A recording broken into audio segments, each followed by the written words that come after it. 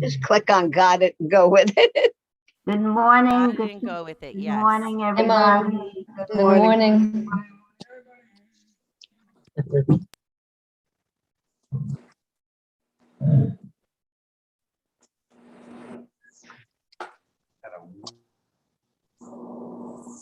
Right. So we are going to go ahead and begin our service. So welcome, everyone. Oh, here we- It's so lovely to see you again today, or for the very first time for Rosh Hashanah, if you weren't here yesterday. Our service today is going to be both shorter and more informal than yesterday's service. So, we'll guide you along as we usually do, and we're going to have an opportunity to actually two different opportunities to have some discussion during the service. So, I think that'll be very, very nice, a nice way to celebrate the second day of Rosh Hashanah. So we are going to begin with the Baruch Hu. It's on page 142, and I invite you, if you're able, to rise.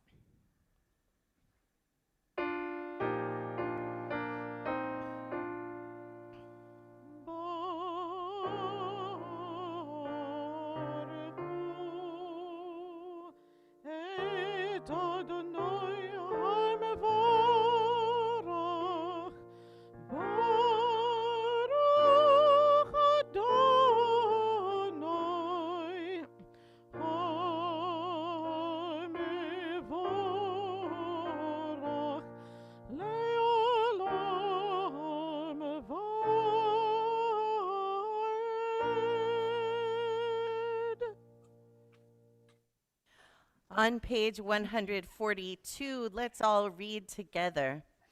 Source of blessings, our eternal God, your power fills the cosmos, shaping light, creating darkness, making peace, and fashioning all things. Infinite light is preserved in life's treasure house. Lights from the darkness, said God, and it was so. Page 147. Oh, Mike, would you put the link to the online prayer book in the chat? Oh, thank you, Rabbi Pinsky. Page 147. Love abundant, love unstinting.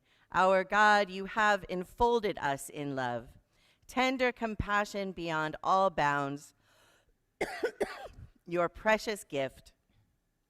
Our fathers and mothers gave you their trust, and you gave them Torah, laws by which to live.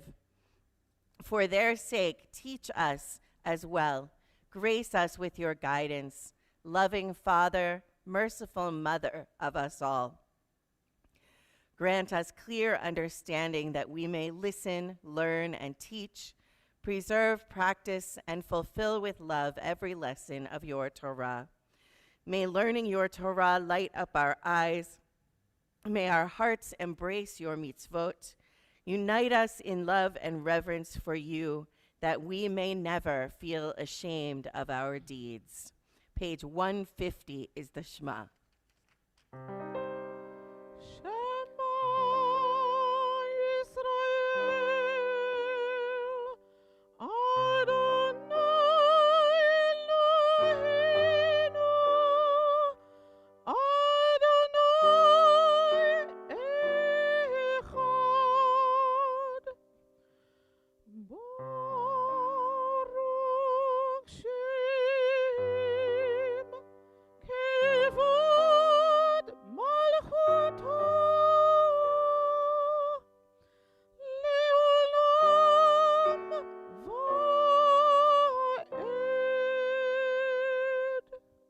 Be seated.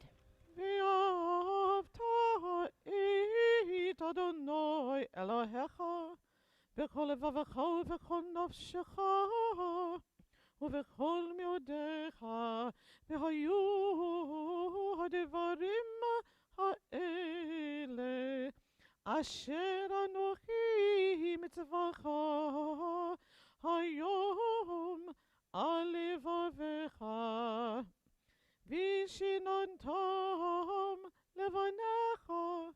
ודיברת בם בשבתך בביתך ובלכתך בדרך ובשוכבך ובקומך וכשרתם לאות על ידיך והיו לטוטפות בין עיניך וכתבתם על מזוזות ביתך ובשעריך למען תזכרו ועשיתם את כל מצוותי והייתם קדושים לאלוהיכם אני אדוני אלוהיכם אשר הוצאתי אתכם מארץ מצרים להיות לכם לאלוהים אני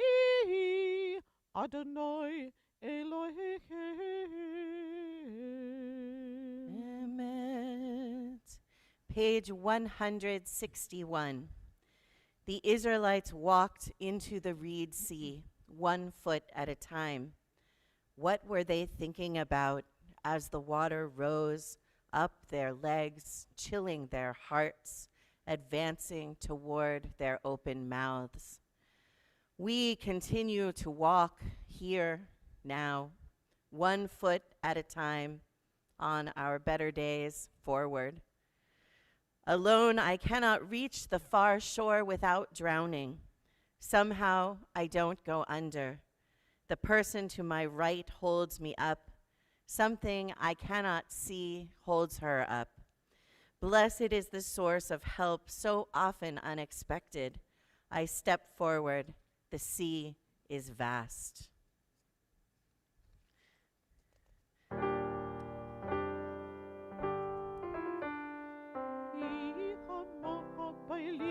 אדוני מי כמוך נידע בקודש נורא תהילות אוסף אלה נורא תהילות אוסף אלה שיר החשה שבחו גאולים לשימך ולשפת הים יחד כולם הודו והמליכו ואמרו אדוני ימלוך לעולם ועד לעולם ועד אדוני ימלוך לעולם ועד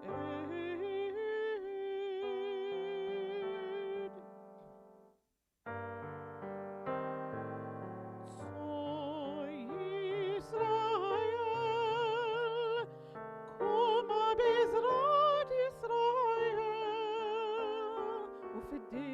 ופדיחין עמך, יהודה וישראל, גאלנו אדוני צבאות שמו, קדוש ישראל. ברוך אתה אדוני גאל ישראל.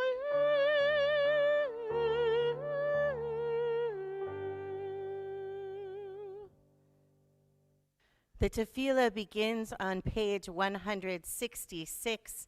I invite you, if you're able, to rise.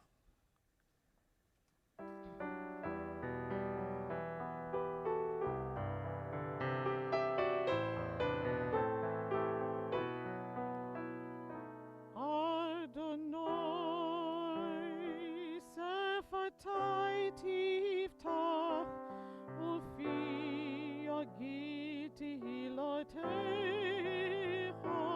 אדוני שפתי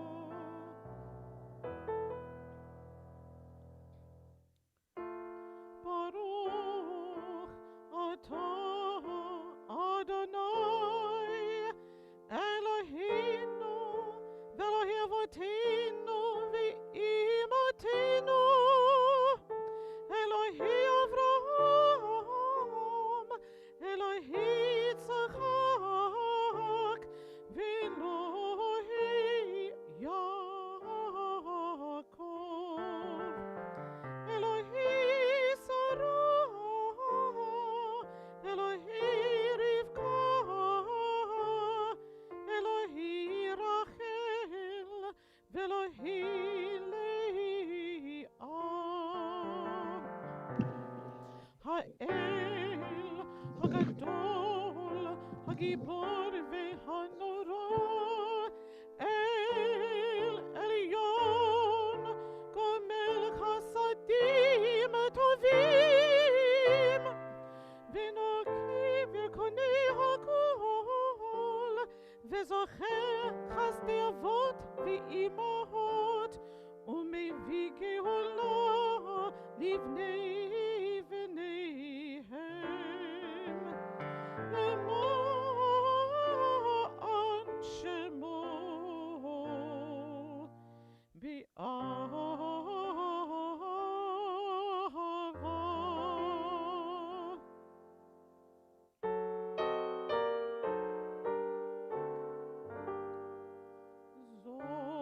זוכרנו לחיים, מלך חפיץ בחיים, וכותבנו בספר החיים, למענך אלוהים חיים.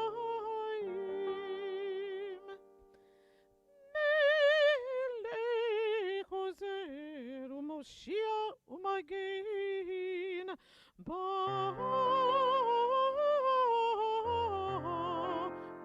אתה אדוני.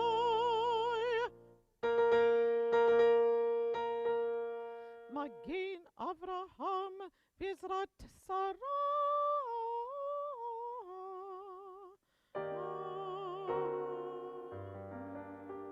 אתה גיבור לעולם אדוני, בחיי הכל אתה רב להושיע, מוריד הטל. מחכה לחיים בחסד, מחיי הכל ברחמים רבים, סומך נופלים ורופא חולים, ומתיר אסורים, ומקיים במותתו לשני עפר.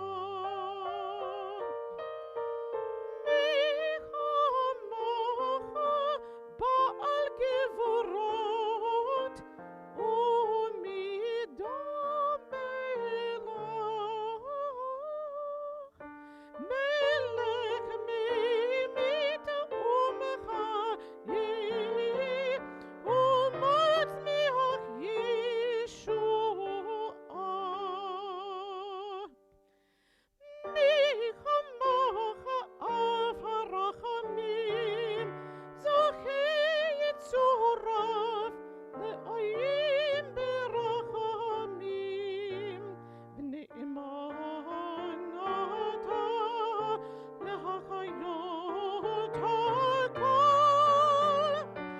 ברוך אתה אדוני, מחיי הכל.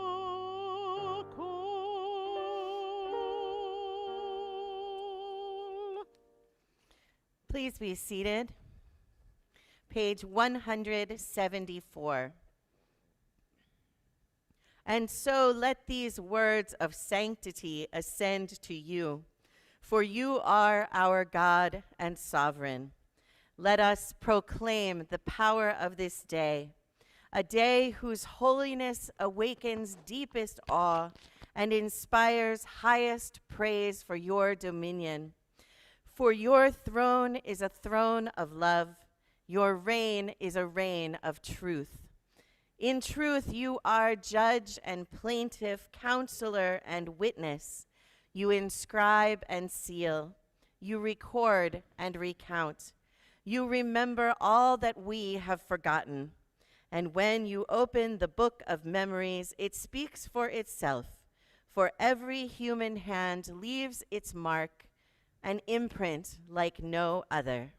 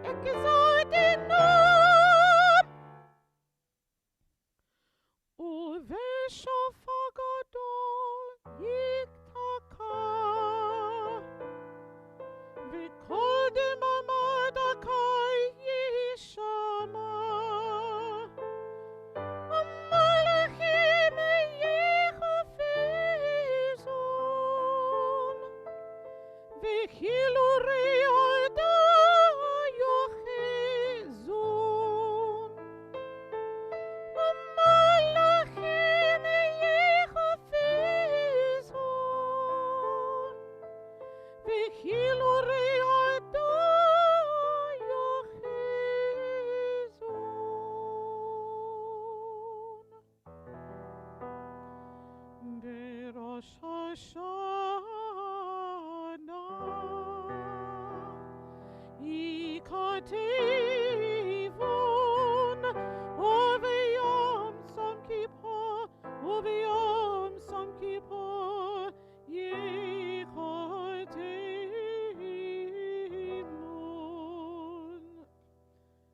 Kama Yavron,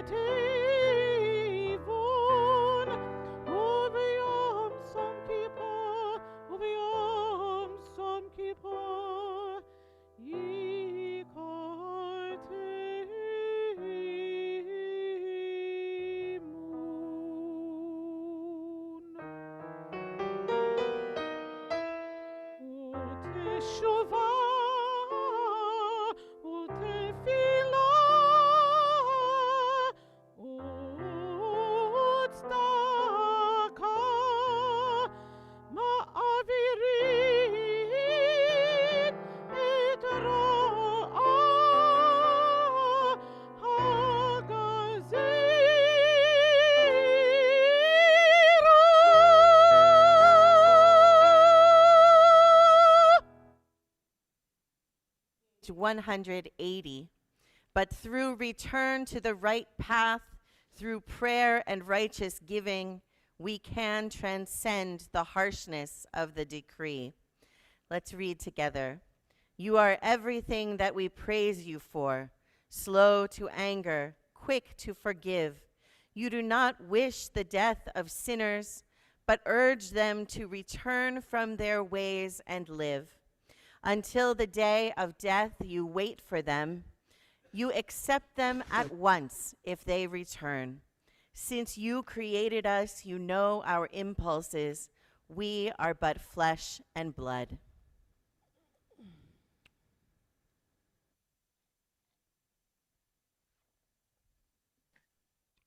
Friends, we now get the opportunity to do a little bit of study and interaction together. And so I'm going to go ahead and share a document in the chat. I will also screen share this, but whatever way you would like to pull it up easiest. So hold on one second as I get it into the chat. All right, so a PDF document should have just popped up in your chat, and I'm gonna go ahead and share it now. So this morning, we just engaged with our text of Unatana Tokef, this iconic prayer. If you remember all the way to last year to Rosh Hashanah day, we actually explored the text of Unatana Tokef together. But this year, I want to change our focus a little bit. We know that we are in the midst of a second Rosh Hashanah during COVID. These are not necessarily the circumstances we would have hoped for or planned for in being together. And I want to bring us a little bit of Jewish wisdom to explore what happens when life changes and how specifically do we use tragic or unexpected circumstances to create and to kind of rise from the ashes in new and unexpected ways.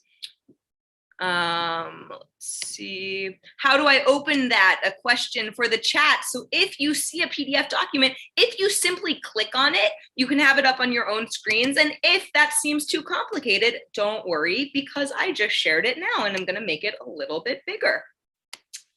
So my friends, this morning, I want to explore a little bit of Jewish history, and our framing is the story of the destruction of the Second Temple. So there's no denying that we have been in a little bit of crisis this year, and it's not necessarily over. So as we spend the high holidays reflecting on where we've been and where we're going individually and communally, we might draw some wisdom from our Jewish history of responding to crisis with innovation. In particular, we're going to explore the catastrophe of the Jewish people, of the destruction of the Second Temple in the year 70 CE. Now, we know that this is an account that people still mourn today, but there are a lesser known kind of counter narratives in our story of the destruction of the Second Temple that actually are narratives of courage, of hope, a radical reimagining of Jewish life. And I think that those counter narratives can guide us in our present moment. So our first text comes from this moment of crisis itself. So some of our Jewish texts recount what's going on within Jerusalem as the walls of the city are being destroyed during the siege. And the Babylonian Talmud, one of our foundational rabbinic texts, actually shows us a story of a rabbi named Yochanan ben Zakkai, and he was in exile, hiding away, but he's going to come up with a plan. So what we're going to do, just to set expectations, going to look at this text, then open it up with a few framing discussion questions, and then bring in a couple other modern sources. We might not get to every single part of it, but that's okay. You have this to pull up and explore later. So I actually want to ask, does anybody want to read some of this text from the Talmud? Would anybody else? This is participatory. Okay, All right. okay. All right. Robert. Who's Robert? Great. So Robert, and then we'll switch to Tamara halfway through. So Robert, if you Where start, am I? Rabbi Okay. Rabban Yochanan. Rabbi Yohanan ben Zakkai sent a message to his nephew Abba Sikara, a zealot, I guess, come to me in secret. He came, and Rabban Yohanan ben Zakkai said to him, until when will you do this and kill everyone through starvation? Abba Sikara said to him, what can I do? For if I say something to them, they will kill me. Rabban Yohanan ben Zakkai said to him, show me a method so that I will be able to leave the city, and it is possible that through this there will be some salvation. So Abba Sakara said to him, this is what you should do. Pretend to be sick and have everyone come and ask about your welfare, so that the word will spread about your ailing condition. Afterward, bring some putrid and place it near you, so that people will say you have died and are decomposing. And then have your students enter to bring you to burial. So Rabban Yohanan ben Zakkai did this. Rabbi Eliezer entered from one side, and Rabbi Yeshua from the other side to take him out. The guards then opened the gates of the city, and he was carried out of the walled city of Jerusalem in a coffin. All right. When Thank you, Rabban Robert. Okay. So what's happening for us? What is the scene right now? Where is Yochanan ben Zakkai when we start this?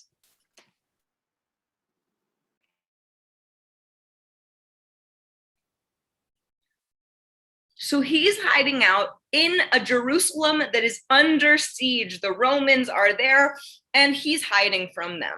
And so he comes up with a plan. What's his plan?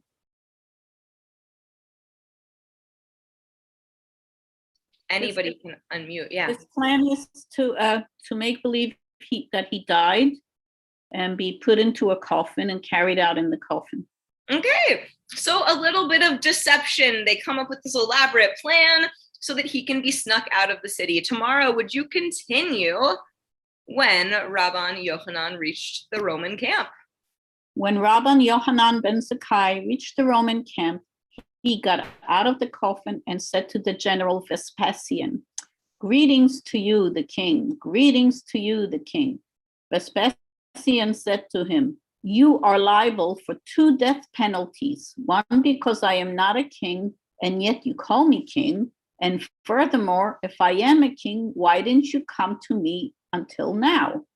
Rabban Yohanan ben Zakkai said to him, as for what you said about yourself, I am not a king. In truth, you are a king. If not now, then in the future. And as for what you said with your second command, if I am a king, why didn't you come to me until now? There are zealots among us who did not allow us to do this. Assuming that Rabban Yohanan ben Zakkai was going to beg him not to destroy the temple, Vespasian said, if there is a barrel of honey and a snake is wrapped around it, wouldn't they break the barrel in order to kill the snake? In similar fashion, I am forced to destroy the city of Jerusalem to kill the zealots barricaded within it. Rabban Yohanan ben Zakkai was silent and did not answer. In the meantime, as they were talking, a messenger arrived from Rome and said to him, rise, for the emperor has died, and the noblemen of Rome plan to appoint you as their leader and make you the next emperor. Vespasian then said to Rabban Yohanan ben Zakkai, I will be going to Rome to accept my new position, and I will send someone else in my place to continue besieging the city and waging war against it. But before I leave, ask something of me that I can give you. Rabban Yohanan ben Zakkai said to him, give me Yavne and its sages, and do not destroy it, and spare the dynasty of Rabban Gamliel. And Vespasian did so. When the city of Jerusalem was besieged, the rabbis relocated to Yavne and set up an academy there, which ultimately produced much of the rabbinic Judaism that we still live today. Thanks, Tamara. Okay, so our situation is this. We have Vespasian, who becomes the emperor, and this little piece where Yochanan ben Zakkai says that you're going to be the king. It's almost as though he's predicting it, so he gets a little goodwill and traction with Vespasian. And ultimately, he's escaped this besieged city of Jerusalem. And what does he do? He says, well, give me this, give me Yavne, and let the rabbis actually go to this place, Yavne. Yavne is north of Jerusalem, and Yavne becomes the city of rabbinic innovation, and what we can credit all of kind of rabbinic Judaism and beyond to be starting from Yavne. Yavne is known as the wellspring of rabbinic knowledge and Jewish tradition. So, a question.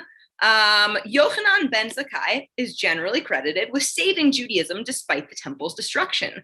How was his response to the crisis different from most of his colleagues? What do you think made his approach successful? So I want to open this up. I think we have enough, kind of a good number that if folks want to try unmuting, you can also use the raise hand function. But go ahead if you have a thought. Why was his response to this successful?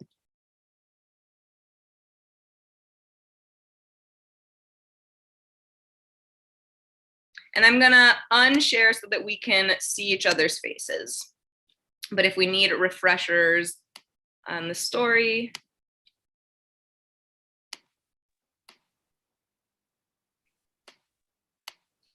Yeah, I see Lynn.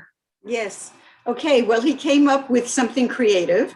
It was a lousy situation, but he thought of a way to, you get lemons, make lemonade. He thought of a way, at least, that he could do something that wouldn't be offensive to the soon-to-be emperor king, and yet to help his people, so that it came off as being something as a compromise in a way, but also most important that it was helping his people. Nice. Nice. All right. So that innovative thinking came up with something totally outside of the box. Any other thoughts? All right. So I think Lynn, I think you hit the nail on the head there, right? Took a bad situation, turned lemons into lemonade, right? So, okay, Sylvia said, and great, we can type in the chat, he looked beyond the temple and priests to the rabbis as a means of saving Judaism. All right. So got out of the kind of basic constructs of what was Jewish life. The temple at this time was the most important place. Just remember, all of Judaism was centered around being able to go to the temple, being able to participate in rituals there, being able to do sacrifices. Going to this location and gathering was central, but he changes that up. So I put up another question in the chat. This past year and a half, we've all needed to reinvent aspects of our lives in the face of COVID. What have been some positive changes or pandemic silver linings that have emerged, which you hope to keep for the long term? All right, so you see where I'm going with this. Yochanan ben Zakkai totally switched up the way that Judaism happened. How have we switched up our lives, Monica? Well, what we're doing now. I think the advent of Zoom for people to be able to engage in what would for us be no service at all without it, and no involvement in many ways for us with the temple, has been an extraordinarily amazing and revelatory experience. Without it, where would we be? Alone or with small groups in our home, but not together as a community and a congregation. So for me, that's one of the biggest tools of them all. Thanks, Monica. Anybody else? I see Robin also typed, Zoom, I've been able to keep dancing far from the teacher and I can attend services with all of you from my home upstate. Any other pandemic silver linings that have come? And it can be, I love that we're focusing on our Bashert life. That's so beautiful, but anything else in your life, it doesn't necessarily have to be about Jewish practice. I see Joel, yes, and then Jane. Okay. One big thing I think that has come out of this that's very, very good is that people have come together to help each other. The phone calls, the just, if everybody's all right. I think that's very, very important. I think more people care now, maybe about others. And I hope we keep that in the future, when the pandemic hopefully leaves. That to me was the best thing about this, as well as the services are great and everything, and that's putting us together. And you guys are great. I mean, I can't thank you enough. But I also can't thank my friends and everyone else who, call and try to keep together, like help each other out. Thanks, Joel. Okay, Jane, and then Robert, very quickly. I'm not a telephone person, but I found myself making more phone calls this year. And I have a 93-year-old cousin in Manhattan who's not very well. And I call her almost every week to keep in touch with her. So I find I've become more fluent with the phone. Nice, thanks. Robert, and then Linda, and then we'll move on. I noticed a social isolation even before COVID even got here. So, but I discovered Zoom because of COVID, not because of the social isolation. So I'm going to stay with Zoom, and even if hopefully the pandemic lifts or the viruses find some other place to go, to use it to decrease the social isolation that I think was there even before COVID started. Nice, thanks. And I think Linda Kushner.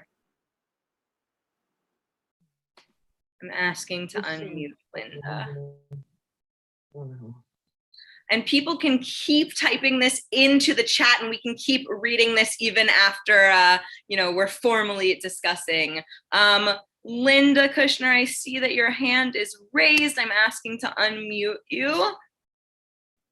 So I unmuted. So I have a front porch. I'm not an outdoorsy person at all. I have a deck in the back. I never use it. But with COVID, and it's 10 feet long, my porch, I have had luncheons on the porch. I bought patio furniture so everyone is comfortable out there. We have social distancing. We don't have to wear a mask. It's outside. We're far from each other.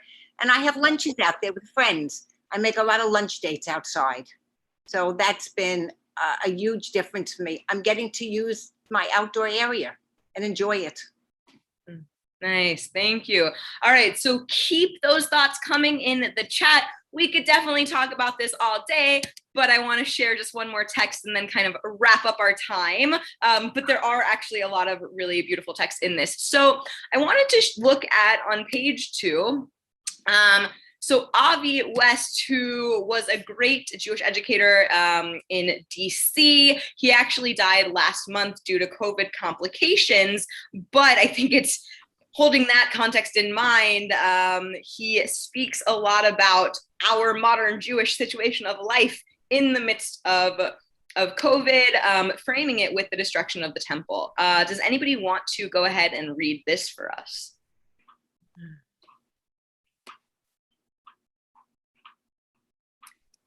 Monica, go for it.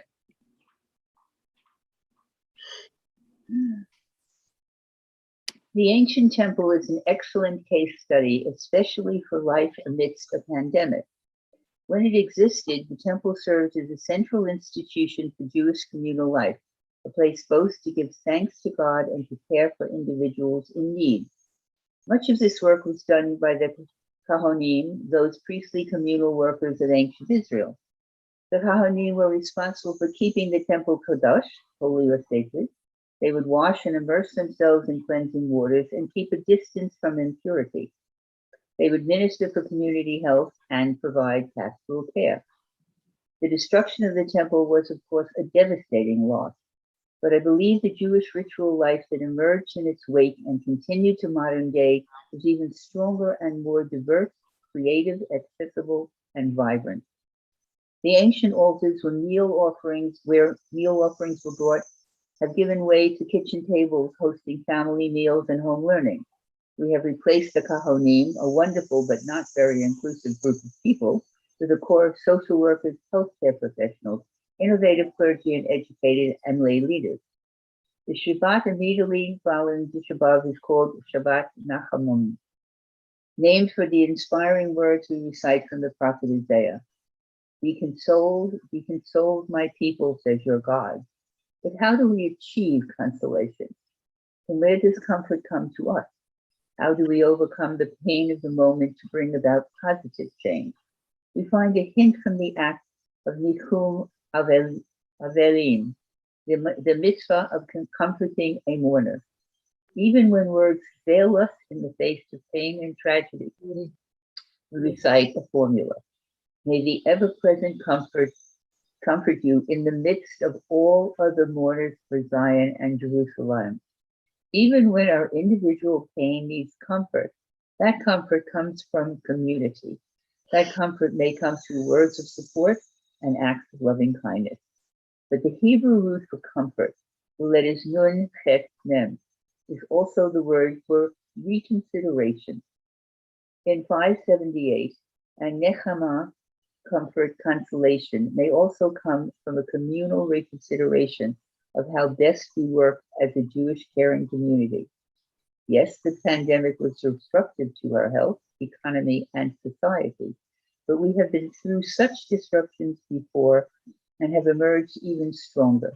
There's no reason to think our society won't be even more vibrant after the pandemic is over. Amen. Thank you. So we could keep talking more about this, but I hope this just inspires you. And I want to invite you to keep thinking about what are some of your silver linings? And if not silver linings, what are new inspirations? Yes, we have Zoom. It's pretty amazing that I can click buttons and everybody can see text and everything is very accessible and we can talk and chat and choose our own ways to engage.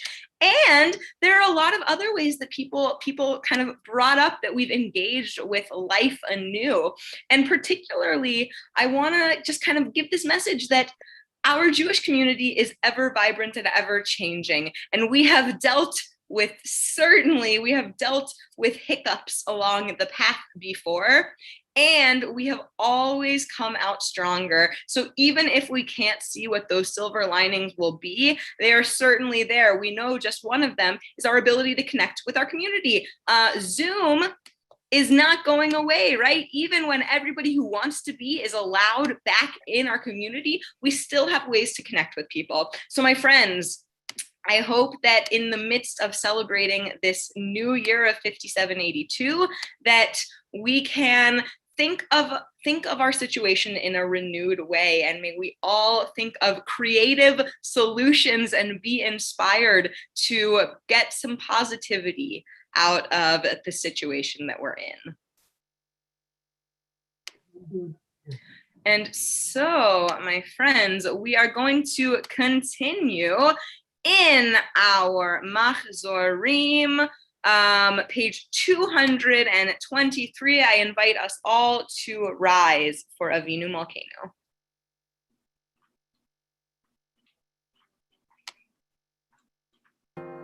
Avinu Malkeinu, Shema Koleinu. Avinu Malkeinu, Atanu lefanecha. Avinu Malkeinu,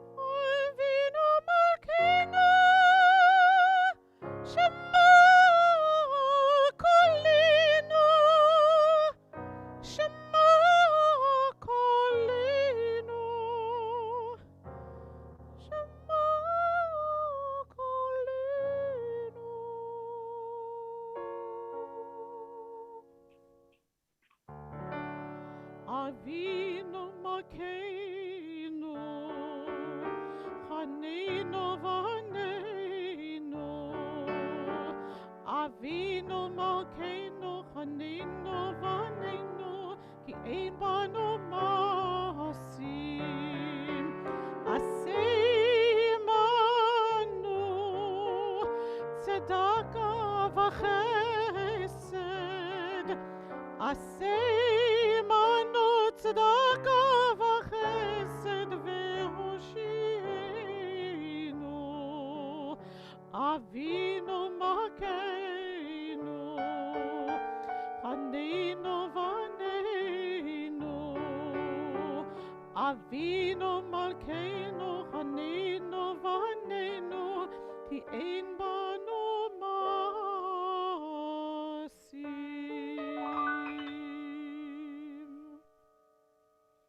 Everyone can be seated. We turn our thoughts now to those among us and those in our hearts who are ill and who are in need of healing of body, of mind, or of spirit. Our Misha Berach is on page 245, and I invite you to add in the chat any names of anyone for whom you are praying for healing today. And I think our numbers will allow us also to, if you'd like to add names out loud instead, we'll have an opportunity to do that. We hold in our thoughts and in our prayers for healing today Jesse Sakharov, Ira Weiss, Elaine Drucker, Allison Plummer, Patty Ann Cubero, Rabbi Dara Lerner, Susan Sisler, Alan Fremer, Valerie Pace, George Landberg, Susan Balecki, Dana Haitkin Nelson, Arlene Rosenthal, Michael Luck, Randall Rose, Arthur Rose, Barbara Weiner, Joan Lifshitz, Andy Glansman, Amy Juskowitz Soonseller, Deanna Roth, Roz Bornstein, Ingrid Grosso, Audrey Cohen, Brooke Sisler Elephant, Eddie DeAngelis, Ira Goldman, Vicky Lightnaker, Sarah Brooks Kamen, Nettie Trommer, Mia Gannon, Jeff Abel, Monica Bayer, Patty and Erwin Cohen, Gary Paperman, Myron Jacobson, Judith Weiss, David Gershon, Ronnie Katlowitz, Stephen Doppelt, Stanley Tenon, Linda Kushner-Silverman, Fran Arnowitz, Dr. Usha Gorty, Paul Markowitz, Pat Colella, Delphine Wolf, Bill McShane, Irv and Dottie Tabachman, Harvey Barkin, Leah Madelon, John Belay, Liz Yasuda, Mark Steiner, Marion Mandel, Sharon Moskowitz, Nicole Moskowitz, Celia Karp, Mimi Karp, Anne-Marie Rogan, Richard Zagam, Mark Holz, Shirley Amrani, Kyle McGee Sr., Joseph Martino, Florence Schoen, Cynthia Wilson, Stacy, David, Julia, and Lauren Mauser, Joellen Fox, Lester Schenker, Jill Gluckson, Kendall Valentine, Nicole Berglass, Igor Ganta, Jeff Horn, Lenore and Larry Arano, Warren Dingot, Marion Munz, Hannah Paines, Jody Siegel Stein, Saul Siegel, Sal Comiso, Michael Moore, Dave Stanger, Elliot Woofsey, Henry Foxman, Harold Thaw, Barbara Weiser, Stephen Speck, Susan Levine, Aswan Taylor, Silver Silva, Elena Aram, Chanel Kamabach, Warren Feliz, Jimmy Jenkins, Joanna Marie, Teresa O'Sullivan, the people who are suffering in Haiti, St. Vincent, Jamaica, Barbados, Guyana, Israel, India, Afghanistan, Nancy Eilenberg, Alan Jablonski, Mira Delicio, Ellen Franchino, Carol Rose, Donna McNeil, Amy McNeil, Michael McQuarrie, Kimberly Gazowski, Baby, James Scarpula, Suzanne Mishler Hernandez, Nancy Kelly, Paul Markowitz, Anne Marie Demetro, and baby boy Andreas. We include also those in Mexico who are suffering from the earthquake that just happened there. We include those who have been wounded in service to our country or Israel, and those who have been hurt in other disasters, both natural and human created. Does anyone else have names that they would like to add aloud?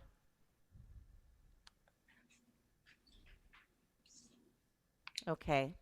We continue with the Misha Berach, page 245 on the bottom half of the page.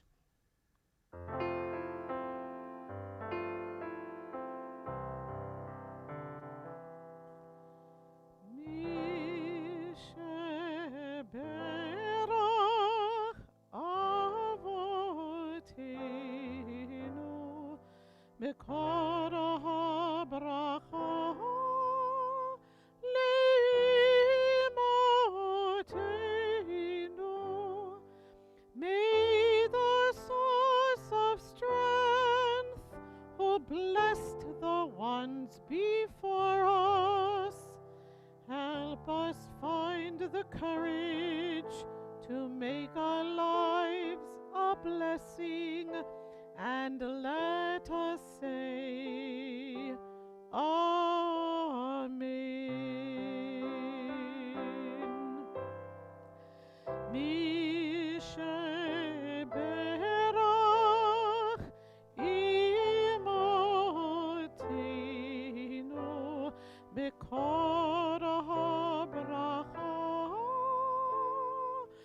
Lavotenu. Bless those in need of healing with refuah shlema, the renewal of body, the renewal of spirit, and let us say,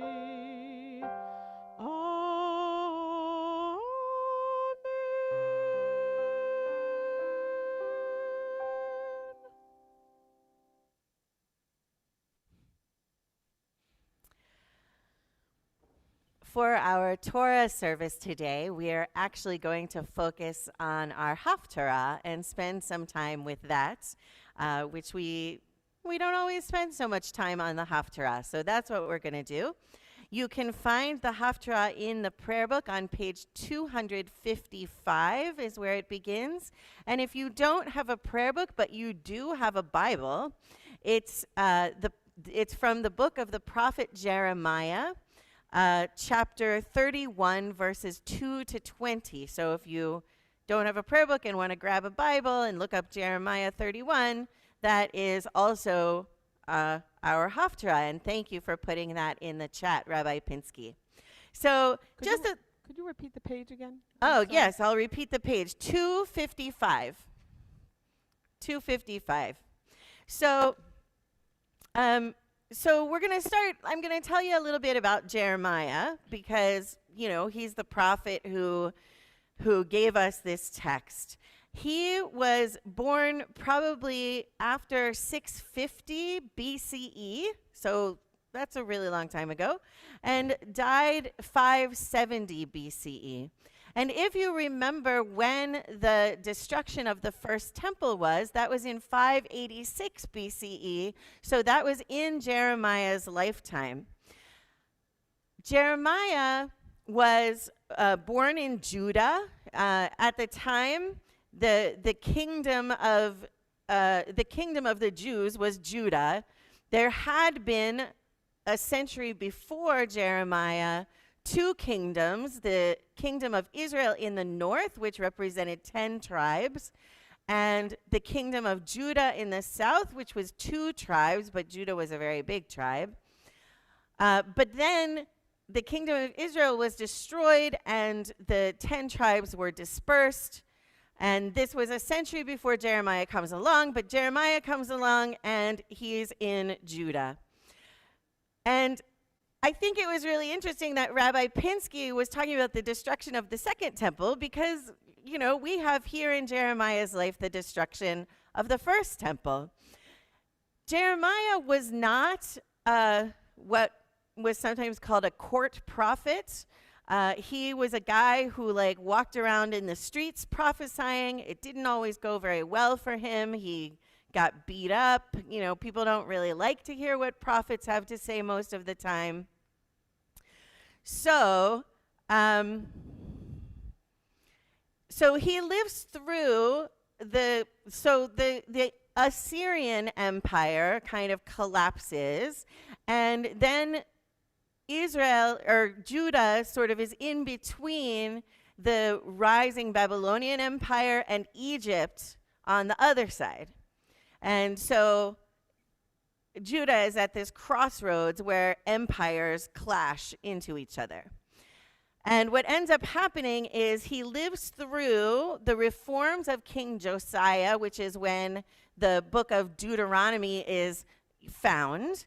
But then he sees his nation go from independent, which it briefly was after Assyria, to being a victim of Egypt and Babylon, and ultimately conquered by the Babylonians. He ends up at the end of his life in Egypt in a Jewish community there. So that's Jeremiah. He went through some stuff. So now I would like for us to actually read through the Torah portion, or the Haftarah portion, and I'd like to invite you to think about themes that are in this Haftarah portion that might be why it was chosen to be our Haftarah for the second day of Rosh Hashanah. What are, do you see Teshuvah in there? What do you see that is related to the high holidays? And Rabbi Pinsky has been very helpfully putting lots of ways to access the Haftarah in the chat. You can find it on Sefaria. There's a link there. It's in the flip book. So hopefully, but anyway, we're going to read it so that if you don't have it, you'll at least be able to hear it. So let's look for high holiday themes. Is there somebody who would like to read? You can put the hand up from the reactions button. You can choose raise hand, or you can wave at me. Does somebody want to read? Monica, please unmute yourself.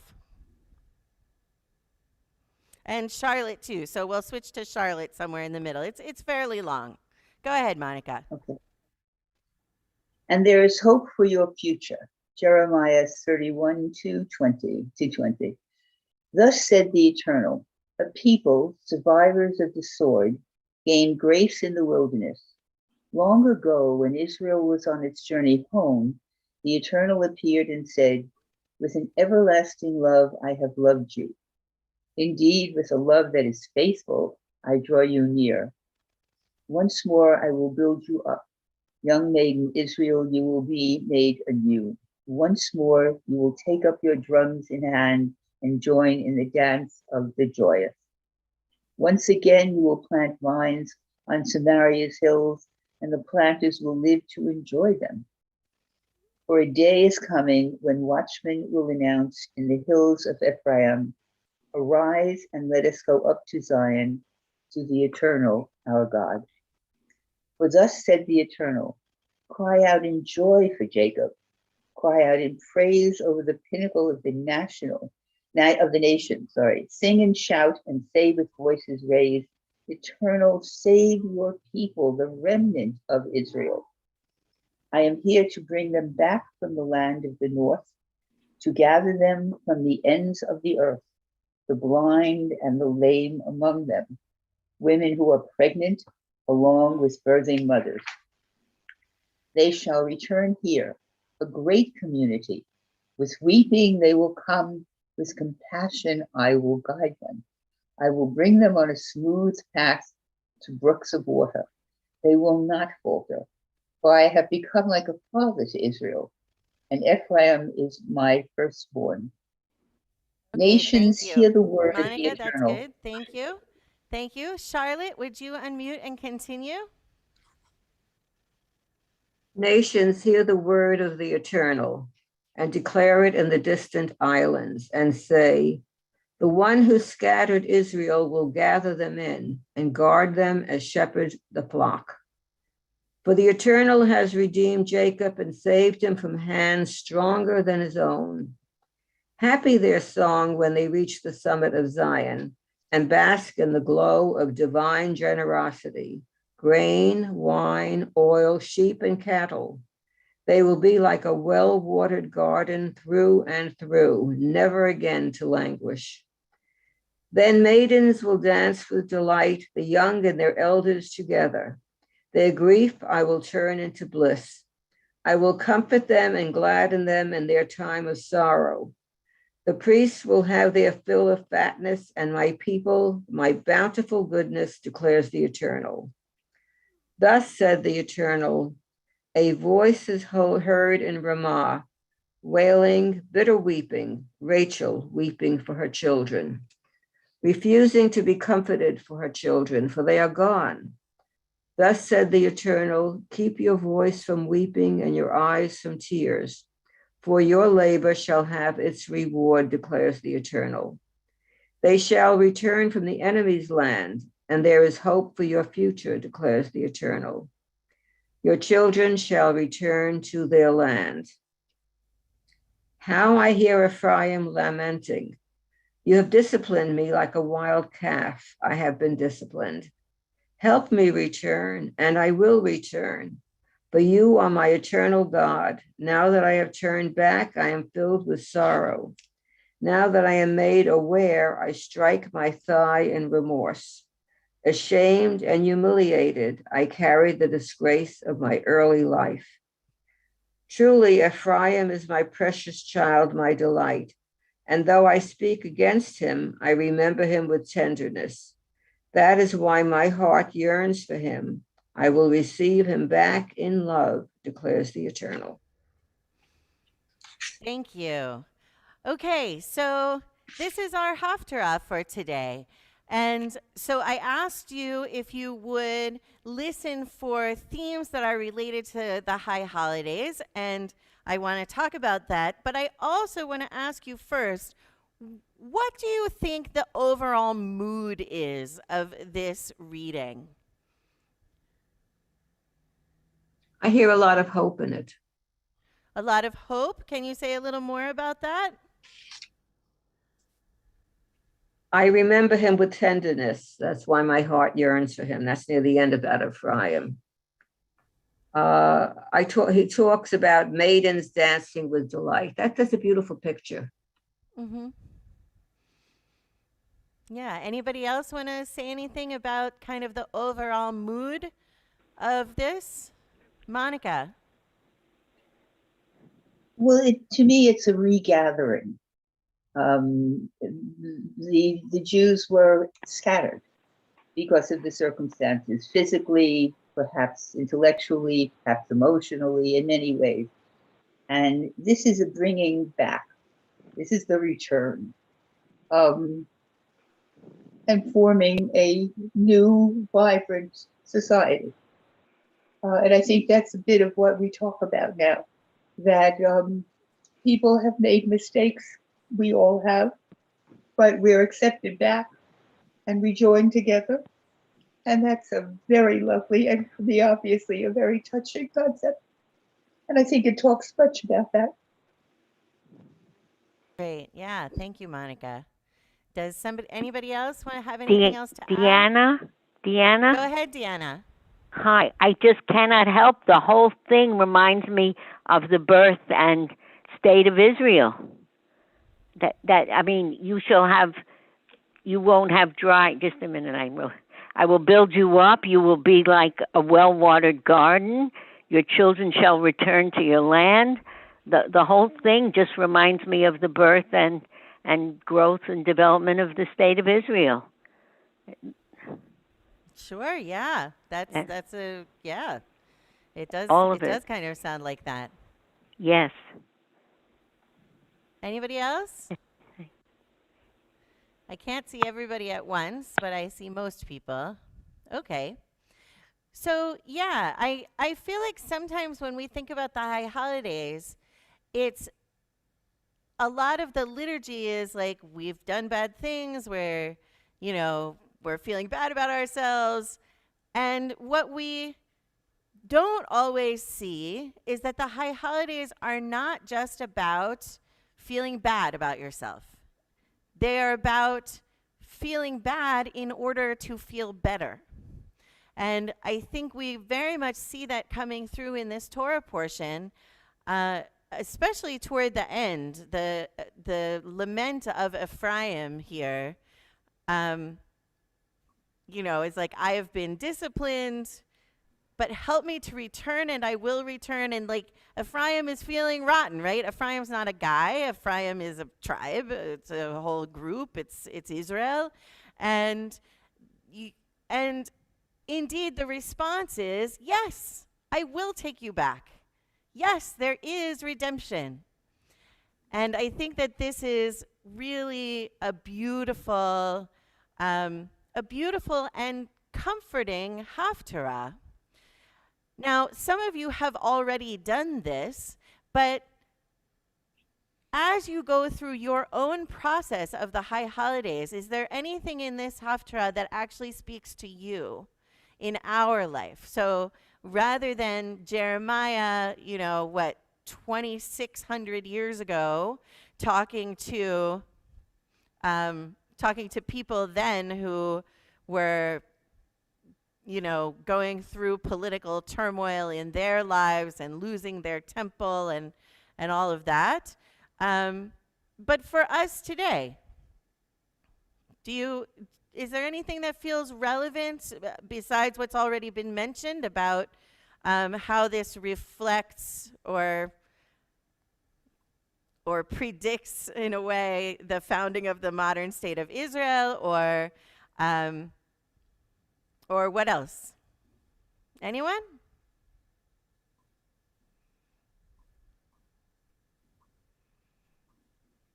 Okay.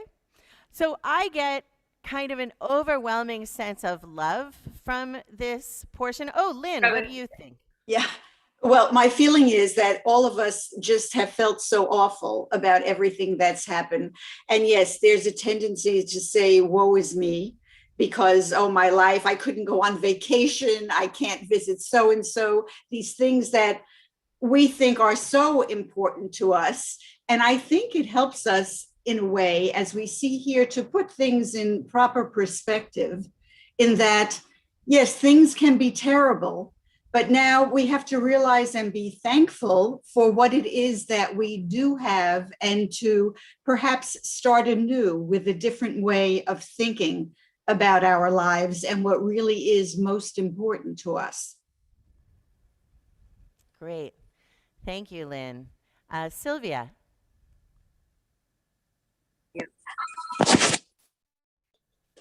God didn't hold a grudge, but when the tribe of Ephraim repented or whatever, they were welcomed back. And maybe that's kind of a way that we can think of in our relationships with other people, not to kind of remember the laundry list of bad things, but in order to go forward, to just accept forgiveness in others and to forgive ourselves. Great. Thank you, Sylvia. Does anybody else want to weigh in on this?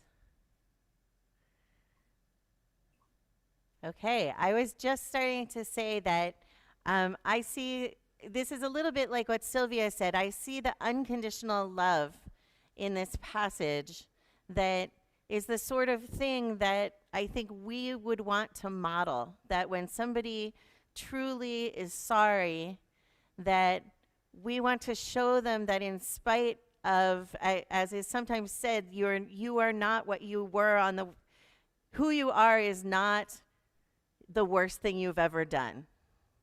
That who you are is much more than anything bad that you have done, and that you can be loved and be lovable even if you have done bad things, even if you have hurt people, if you truly make amends to them.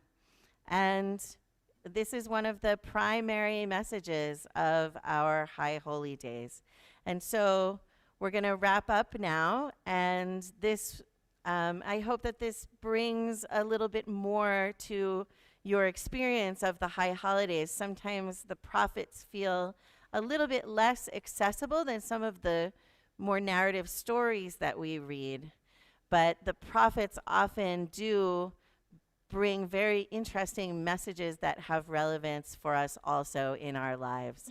And so may our teshuvah, may our returning and repenting of this holiday season be something that enriches us rather than brings us down. Let it be something that frees us. And may we accept the repentance of others with love. Amen. We now turn to our shofar blessings.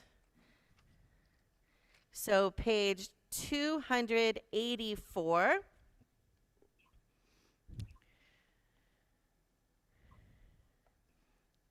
Baruch atah Adonai shomea kol truat amo Yisrael berachamim.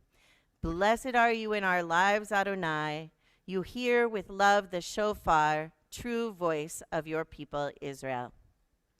Tekiah.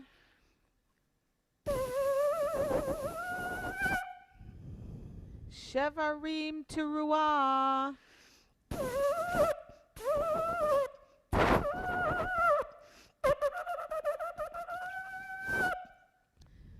Tekiah.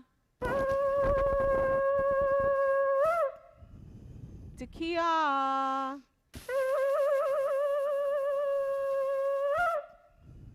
Shevarim.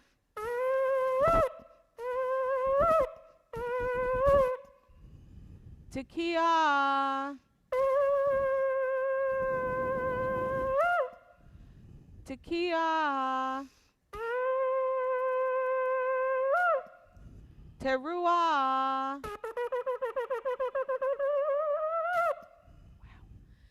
Tekiah Gedolah.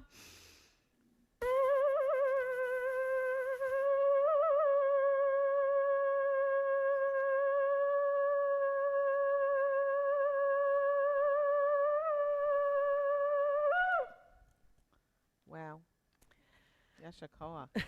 That was like your best. That was my best. Yasakoa. Thank you. We turn now to the Aleinu, page 286. If you're able, I invite you to rise.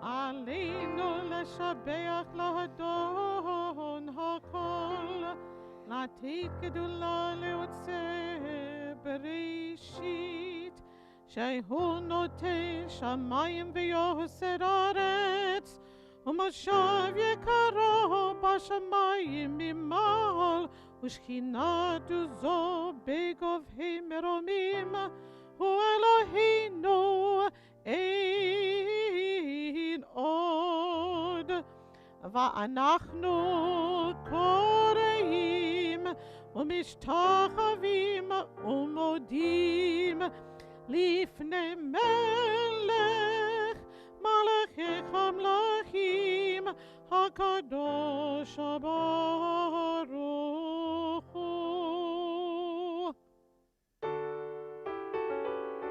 ביום ההוא יהיה אדוני אחד ושמו אחד.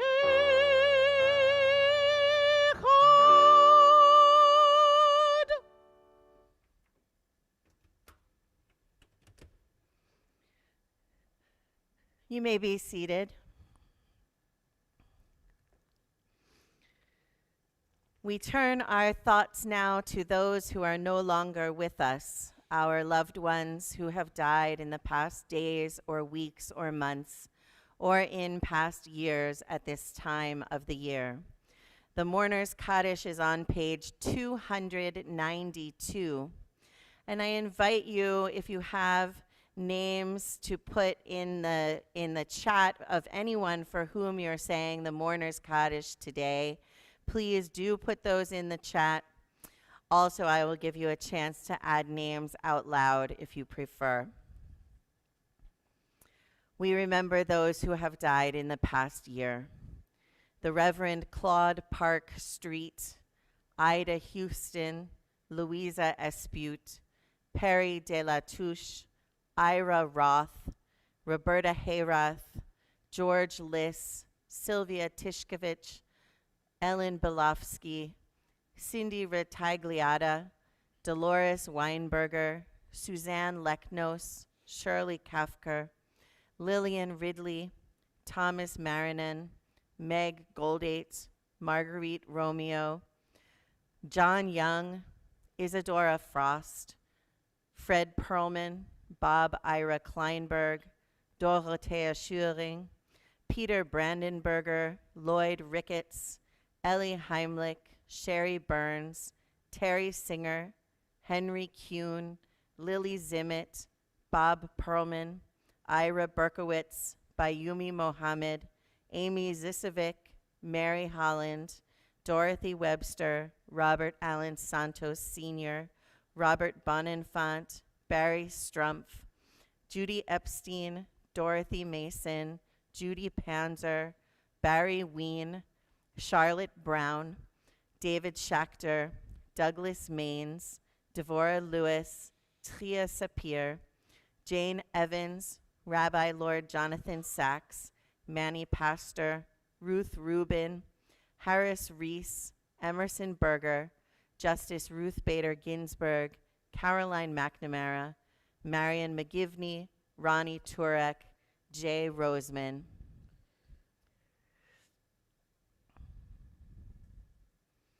Terry Keston, Jeff Gold, Joel Kushner, Bernie Schwartz, Barbara Farnacci, Fran Silverman's mother, Gilda Adler, Asher Graham Pinsky, Katie Morgan, Lily Frost, Lily Eilenberg, Bruce Jablonski, Danielle Kiraane, Anthony Fasano, Elaine Wilkinson, Lucy Laquidera, Olive Wolfman, and Linda Harwitz's father, Arnold Scharfman. Does anyone else have names that you would like to add? Ellen Georgia Goldbrenner. Thank you. Anyone else? Can I? Yes, of course.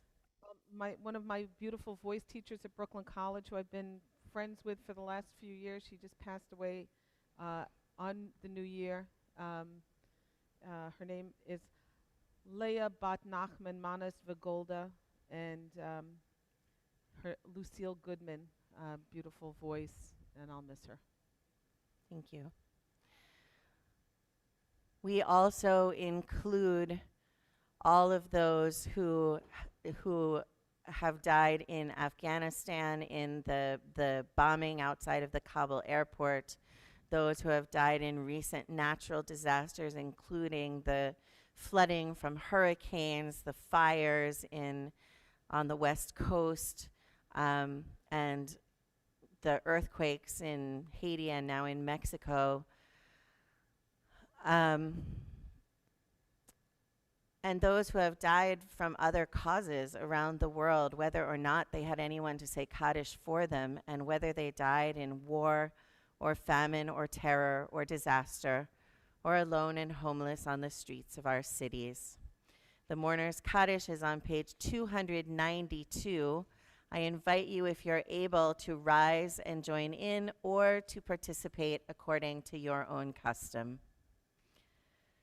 Yitgadal v'yitkadash shemei Rabbah, be'alma divrach yirutei v'yamlich malchutei, b'chayechon u'v'yomechon u'v'chayei dechol Beit Yisrael, ba'agala u'v'zman kariv v'yimru Amen. Yehi Shmei Rabbah Mivarach Leolam Ulalmei Almaya. Yitbarach v'yishtabach v'yitpa'ar v'yitromam v'yitnaseh. V'yithadar v'yitaleh v'yithalal Shemei Dekudisha Barichu. Le'ela min kol birchata v'shirata. Tushbechata v'nechemata. Damiran be'alma v'yimru Amen. Yehi Shlama Rabba min Shemaya. V'chaim aleinu ve'el kol Yisrael v'yimru Amen. Oseh shalom bimromav, hu ya'aseh shalom, aleinu ve'al kol Yisrael, ve'al kol yoshvei tevel, v'yimru Amen. May the source of peace send peace to all who mourn and comfort to the bereaved wherever you may be. And let us say, Amen. Amen. You may be seated.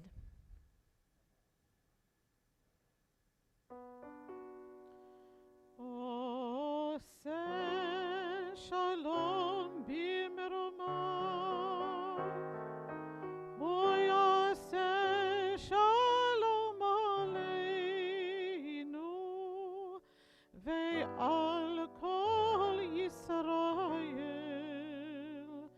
v'imru amin. Yaseh shalom, Yaseh shalom, shalom aleinu ve'al kol Yisrael. Yaseh shalom, Yaseh shalom, shalom aleinu ve'al kol Yisrael.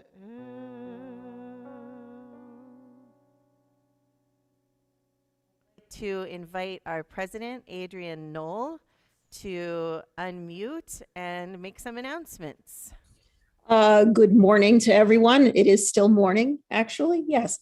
Thank you again to Rabbi Hoover, Rabbi Pinsky, our cantorial soloist, Noni Schuster-Donato, to Michael Tornick for this great service. And, you know, another silver lining, if you could call it that, of this pandemic is that we've gotten, you know, I think we've all come to enjoy the second day service. It's really engaged people. It's given people a chance to take an active role. And it's been lovely. Today, 1:30, Saltmarsh, Tashlich. There's ample parking. Looks like the weather is going to be nice for now. So please join us, bring a mask. And there's a very nice Uncle Luigi's Ice's place about a block away, so you can treat yourself after you come for Tashlich. At 5 o'clock, Rabbi Hoover and her shofar will be holding court on the corner of Foster Avenue and East 17th Street. This is part of what is it called? Shofar Across Brooklyn, where volunteers toot their horn all over town today. So it's a lovely thing. And please come watch Rabbi Hoover if you're around. Friday, Shabbat services. Rabbi, is there poetry at 7? At 7. Okay, 7 o'clock. And then 8 o'clock, join us on Zoom for Shabbat services. It is Shabbat Shuvah. So then be there. We'll give you further instructions for Yom Kippur on Friday night. Have a lovely day, all. Thank you, Adrian. Page 294. Strengthen us on this day. Amen. Bless us today. Amen. Lift up our lives on this day. Amen. Grant us goodness today. Amen. Inscribe us for a good life on this day. Amen. Hear our heartfelt words today. Amen. On this day, receive our prayers with love. Amen. Fortify our best intentions. May we go forth today to do your righteous work. Yivarechecha Adonai v'yishmerecha. Ya'er Adonai panav elecha vichuneka. Yisa Adonai panav elecha, v'yasem lecha shalom.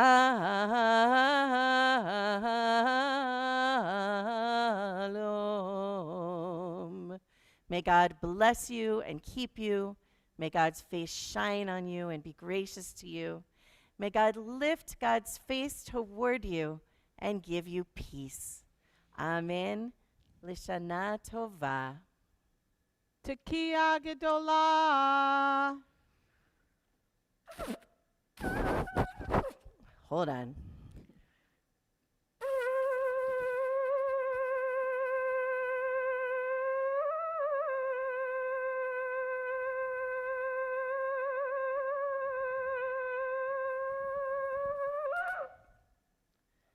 Yashikoa.